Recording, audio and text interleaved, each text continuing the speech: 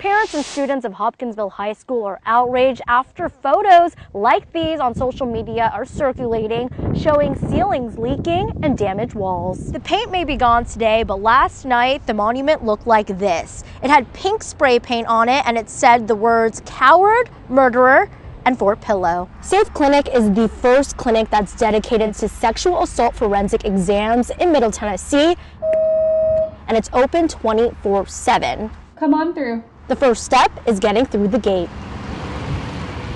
Our News Channel 5 Seena is joining us now with some startling and alarming numbers. Hey, Seena. Hey, Matthew. Yeah, according to this study by Value Penguin, Tennessee actually ranks as the #1 state for the worst distracted driving. Now, we spoke to AAA, who also did their own study, and they noticed distracted driving is also on the rise. So this right now is also distracted driving, me messing with the radio. It's not only limited to cell phone use, it's anything that takes your attention away from the road. In Nashville, Seena, News Channel 5. This Safe Clinic is the second clinic in Middle Tennessee that's solely dedicated to sexual assault forensic exams. It has touches like this blanket and these vibrant paintings to make survivors feel safe and comfortable.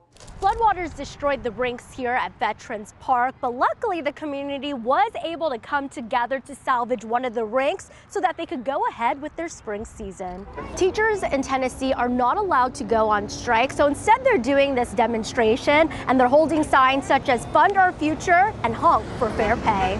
1 in 4 women will be sexually abused in their lifetime, and sadly that statistic is even higher for women who find themselves behind bars. But as News Channel 5's Seena learned, a new program is helping survivors rise above their past. It's a story you'll see only on 5.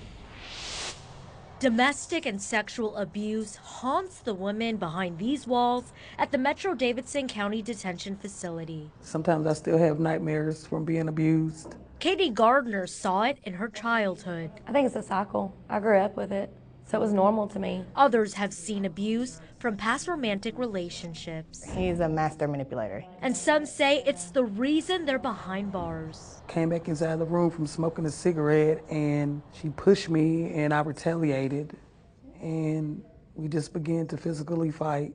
About 80% of female inmates will or have experienced domestic violence. That's why having the RISE program in this facility is so important.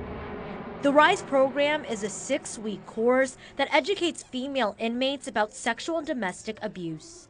It lets them know about resources, warning signs, and characteristics of a healthy relationship. And we've also learned in class. But most of all, it allows these women to rise above their past. I could talk about it now more than I've ever been able to talk about the situation. The program started a year and a half ago after there was a clear need for the class. The women that have came through my class, over 90% of them have experienced some kind of relational violence. Inmates are especially vulnerable because abusers try to take advantage of their situation. A lot of us are leaving on probation.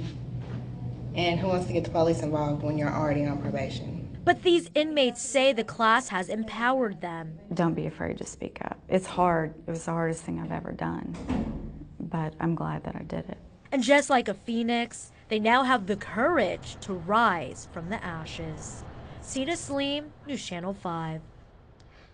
The program is in partnership with Core Civic, the Davidson County Sheriff's Office, and the Office of Family Safety.